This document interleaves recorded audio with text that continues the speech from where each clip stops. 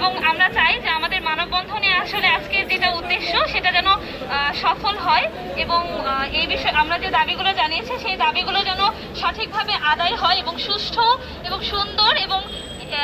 সুন্দর এবং নারীদের জন্য একটা নিরাপদ বাংলাদেশ। এখানে আজকে আসলে যারা আপনারা এসেছে তাদেরকে অনেক অনেক বেশি ধন্যবাদ।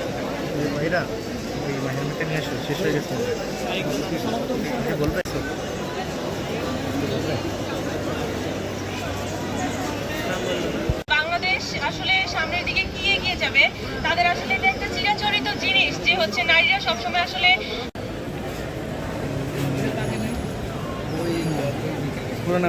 সুখিমন খাতুন, প্রাণ রসায়ন ও রসায়ন বিজ্ঞান বিভাগ। আপনার ডেজিগনেশনটা কি এখানে? আচ্ছা, এখানে হচ্ছে আমরা এখন যারা দাঁড়িয়েছি তারা হচ্ছে সাধারণ শিক্ষার্থীবৃন্দ, জগন্নাথ বিশ্ববিদ্যালয়ে যারা পড়াশোনা করছে এবং ছাত্রী সংস্থার একজন প্রতিনিধি হিসাবে আজকে আমি এখানে দাঁড়িয়েছি।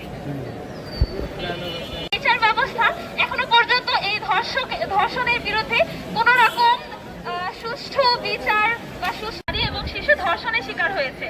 এর মধ্যে 3471 জন হচ্ছে 18 বছরের কম বয়সী